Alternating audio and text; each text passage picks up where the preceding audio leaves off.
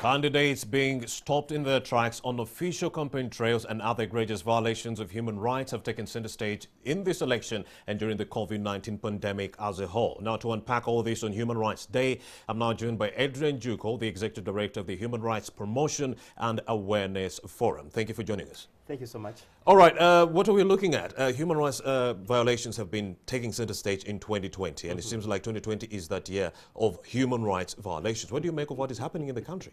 Well, surprisingly, this is happening on Human Rights Day. For me, just want to first highlight what Human Rights Day is really about. Please go ahead. Today is the 72nd celebration of the promulgation of the Universal Declaration of Human Rights. That document that allows us to do all this. The document that made us recognize that governments cannot do anything they want with citizens. And to see that happening on this day, candidates are being stopped, people are being shot, they have been shot before, candidates have been stopped from campaigning and they are on official campaigns, that's something that's very worrying. Where is this country headed to?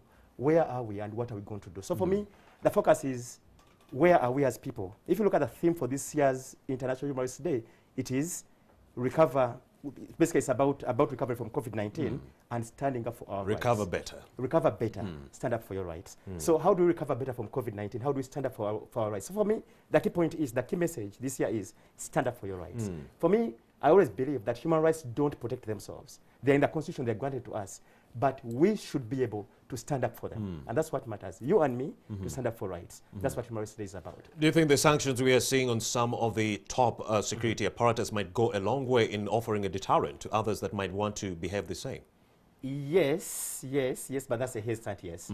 Yes, they could, but I think we should go as high as possible. The people who sanction, who basically sanction these things to happen, the violations to happen, we should be able to meaningfully punish, meaningfully engage those who do violate human rights. We have a new law, the Human Rights Enforcement Act of 2019. They have to be brought to book. Yesterday, we were in court making an argument that the Attorney General cannot, for example, represent a prisons officer who's being charged of torture.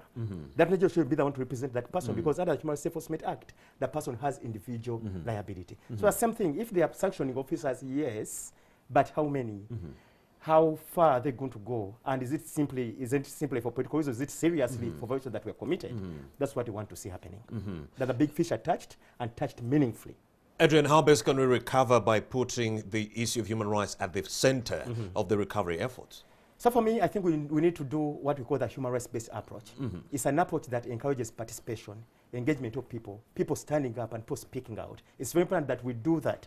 We don't simply, you know, the approach we took as Uganda to COVID-19 was militarization. Basically, the police and the army enforcing these COVID regulations. But I think we need to take that human rights-based approach, put people at the center of it all. If you look at campaigns and what's happening, the shootings that are happening, yes, you've arrested a presidential candidate for violating some COVID-19 rules. But then you shoot over 50 people at the same time. What sense does this make in terms of recovering from COVID-19, in terms of stopping COVID-19? So yesterday, I saw a spike in COVID-19 arrests in this country. But that doesn't mean that we should kill people to stop COVID-19. So if we are going to recover better, we should recover better by putting people at the center. Respect the individual, respect the human being. That's what matters. According to your assessment, Adrian Juko, do you believe that the human rights violations might, skyrocket or get worse as we head on to January 14th on election day? I'm actually very much afraid of what's going to happen. Or even after? I'm very much afraid of what's going to happen. Sometimes I'm like, how are we going to make it, all of us, to January 14th because of what's happening right now? Every single day, something's happening. Right now, we've been showing news of Bobi Wine being stopped in some district. And also, Amuriat also being stopped.